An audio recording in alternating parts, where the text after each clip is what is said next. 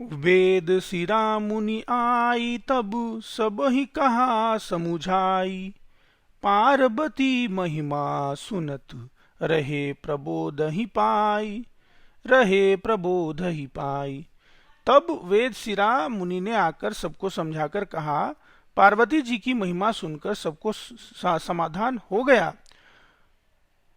उर्धरी उमा प्राण पति चरना, जाई बिपिन लागई तपु करना। अति सुकुमार न तनु तपु जोगु, पति पद सुमरित जहु सब लो भोगु। प्राणपति शिवजी के चरणों में को हृदय में धारण करके पार्वती जी वन में जाकर तप करने लगी। पार्वती जी का अत्यंत सुकुमार शरीर तप के योग्य नहीं था, तो भी पति के चरणों का स्मरण करके उन्होंने सब भोगों को तज दिया। नित नव चरण उपज अनुरागा, बिसरी देहि तपहि मनु लागा। संबत सहस मूल फल खाए, सागु खाई सत बरस गवाए। स्वामी के चरणों में नित्य नया अनुराग उत्पन्न होने लगा और तब में ऐसा मन लगा कि शरीर साधी सुर सुध बिसर गई।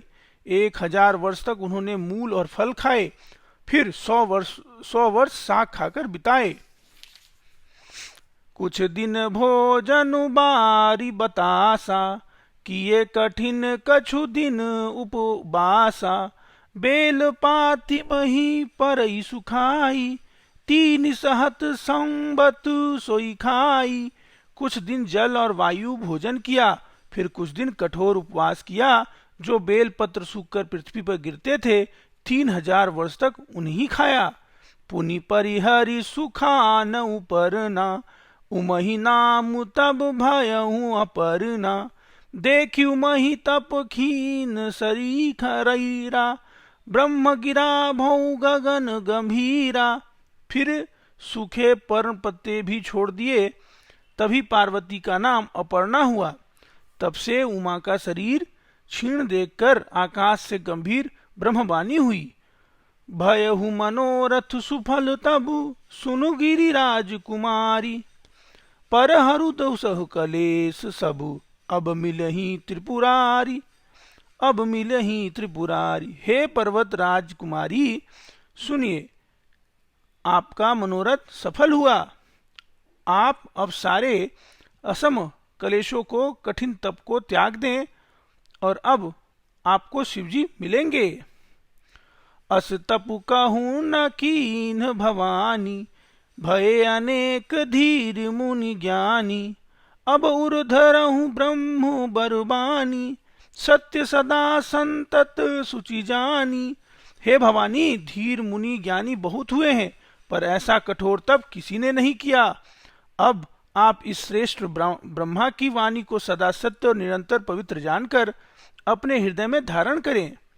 आवो पिता बोलावन जबहि, हट परिधर ही घर जायु तबहि। मिलहि तबहि तुम्हि जप सप्त ऋषिसा, जानहु तब प्रमाण बागीसा। जब आपके पिता बुलाने को आवे, तब हट छोड़कर घर चली जाना। जब आपके सप्त ऋषि मिले, तब इसे वाणी को ठीक समझना। सुनत गिरा विधि गगन बखानी, पुलक गात गिरजा हरसानी। उमा चरित सुंदर मैं गावा, सुनहु शुंभु कर चरित सुहावा। इस प्रकार आकाश से कही हुई ब्रह्मा की वाणी सुनते ही पार्वती जी प्रसन्न हो गईं और हर्ष के मारे उनका शरीर पुलकित हो गया। याज्ञवल्लभ जी भारद्वाज जी से बोले कि मैंने पार्वती जी का सुंदर चरित्र सुनाया, अब शिव जी का सुहावना चरित्र सुनो। जब ते सती जायु तन त्यागा, तब ते शिव मन भयहु विरागा। जपहि सदा रघुनायक नामा, जह तह सुनहि राम गुण ग्रामा। जब से सती ने शरीर का त्याग किया, तब से शिव जी के मन में वैराग्य हो गया। वे सदा श्री रघुनाथ जी का नाम जपने लगे, जहां तहां श्री रामचंद्र जी के गुणों की कथाएं सुनने लगे। चिदानंद सुख धाम शिव विगत मोह मद काम, विचरहि माहि धरी हृदय हरि, सकल लोक अभिराम, सकल लोक अभिराम।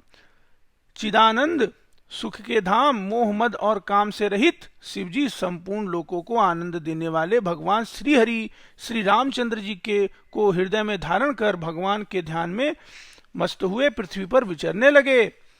कतहु मुनहि अपुदे सही ज्ञाना, कतहु राम गुण करहि बखाना, जदपि अकाम तदपि भगवाना, भगत बिरहि दुखद दुखी सुजाना। वे कहीं मुनियों के ज्ञान का उपदेश करते और कहीं श्री रामचंद्र जी के गुणों का वर्णन करते थे। यद्यपि सुजान शिवजी निष्काम हैं, तो भी वे भगवान अपने भक्त सती के वियोग में दुख से दुखी हैं। एही विधि गयहु काल बहु बीती, नीत नहीं होई राम पद प्रीति, नेमु प्रेमु शंकर कर देखा, अभिचल हृदय भगति के रेखा। इस प्रकार बहुत समय बीत गया। श्री रामचंद्र जी के चरणों में नित्य नई प्रीति हो रही है। शिव जी के कठोर नियम, अनन्य प्रेम और उनके हृदय में भक्ति के अटल टेकों को जब श्री रामचंद्र जी ने देखा, प्रगटे राम कृतज्ञ कृपाला, रूपशील निधि तेज विशाला, बहु प्रकार शंकर सराहा, तुमहु बिनु अस व्रतु को निर्वाहा। तब कृतज्ञ उपकार मानने वाले कृपालु रूप और शील के भंडार महान तेज पुण्य भगवान श्री रामचंद्र जी प्रकट हुए। उन्होंने बहुत तरह से शिव जी को सराहना की और कहा कि आपके बिना ऐसा कठिन व्रत कौन निभा सकता है। बहुविधि राम शिव ही समुझावा, पार्वती कर जन्म सुनावा, अति पुनीत गिरिजा कई करनी, विस्तर सहित कृपा निधि बरनी। श्री रामचंद्र जी ने बहुत प्रकार से शिव जी को समझाया और पार्वती जी का जन्म सुनाया।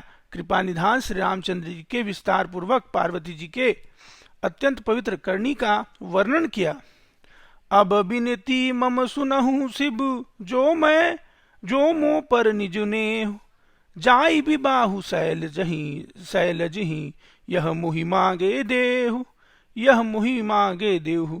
फिर उन्होंने शिव जी से कहा, हे शिव जी, यदि मुझ पर आपका स्नेह है तो आप मेरी विनती सुनिए, मुझे यह मांगे दीजिए कि आप जाकर पार्वती जी के साथ विवाह कर लें। शिव जदपि उचित अस नाही, नाथ बचन पुनि मेट न जाही, सिर धरि आयुष करई तुम्हारा, परम धर्म यह नाथ हमारा। शिवजी ने कहा, यद्यपि ऐसा उचित नहीं है, परंतु स्वामी की बात भी मेटी नहीं जा सकती। हे नाथ, मेरा यही परम धर्म है कि मैं आपकी आज्ञा को सिर पर रखकर पालन करूं। मात पिता गुरु प्रभु कई बानी, बिनहि विचार करहूं शुभ जानी, तुम सब भांति परम हितकारी, आज्ञा सिर पर नाथ तुम्हारी। माता पिता गुरु और स्वामी की बातों को बिना ही विचारे शुभ समझकर कर लेना चाहिए। फिर आप तो सब प्रकार से मेरे हितकारी हैं। हे नाथ, आपकी आज्ञा मेरे लिए सिर पर है। प्रभु तो सहु सुनी शंकर बचना, भक्ति विवेक धर्म जुत रचना, कह प्रभु हर तुम्हार पन रहूं, अब उर राखो जो हम कहूं। शिवजी के भक्ति ज्ञान और धर्म से युक्त वचन सुनकर प्रभु श्री रामचंद्र जी संतुष्ट हो गए। प्रभु ने कहा, हे हर, आपकी प्रतिज्ञा पूरी हो गई। अब हमने जो कहा है उसे हृदय में रखना। अंतर ध्यान भये असुभासी, शंकर सोई मूर्ति उरु राखी, तब ही सप्त ऋषि शिव पही आए, बोले प्रभु अति बचन सुनाए। इस प्रकार कहकर श्री रामचंद्र जी अंतर ध्यान हो गए। शिव जी ने उन्हें वह मूर्ति अपने हृदय में रख लिया और उसी समय सप्त ऋषि शिव जी के पास आए। प्रभु महादेव जी ने उनसे अत्यंत सुहावने वचन कहे।